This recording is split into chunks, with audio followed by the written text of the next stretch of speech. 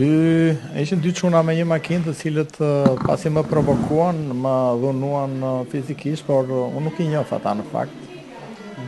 Edhe më goditën pas koke dhe unë nuk e pash. Pra, me njërin po bisedoja dhe tjetri më goditi pas koke. Po, ka ndodhur ngjarje? Çfarë vendi? Po ka ndodhur në hyrje të Vlorës, pra tek karburant aty te një pik karburanti. Isha duke furnizuar? Po, isha duke furnizuar do kthesha në Tiranë në fakt, edhe kjo ishte. Por nuk e kam ide. Erdhën papandehur, bisedove?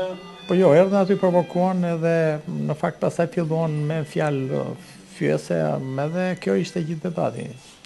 Pastaj dolën në makina, unë nuk lëviza dhe pasi më goditën, më dhunuan edhe kjo ishte. Me çfarë qelluan? Po ka qenë duke që me mjet presh ka qenë, sepse mënyra se si pas koke.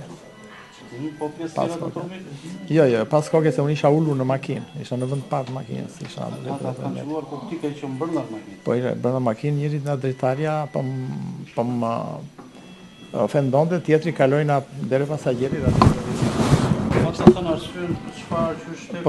Po jo, pse ke parkuar keq makinën, pra pse po i hedh karburant aty dhe ke zënë gjysmë e karburantit. Pra ishte një mënyrë, një form provokimi. Mendoj se ishte diçka tjetër, jo makina? Nuk e di tani, nuk e di. Në këtë momente nuk mund të them gjë sepse nuk duhet.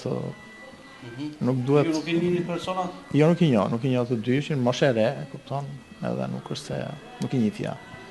Kjo ishte kjo. Kështu që nuk kam. Para kërcënim me avokat?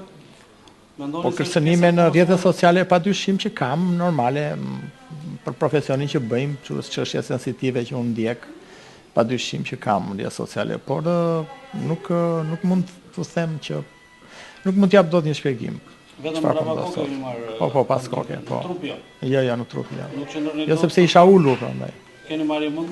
Po patjetër. Kam dhimbje dhe kam dhe marrje mend. Të shkuara vëmë. Faleminderit juve.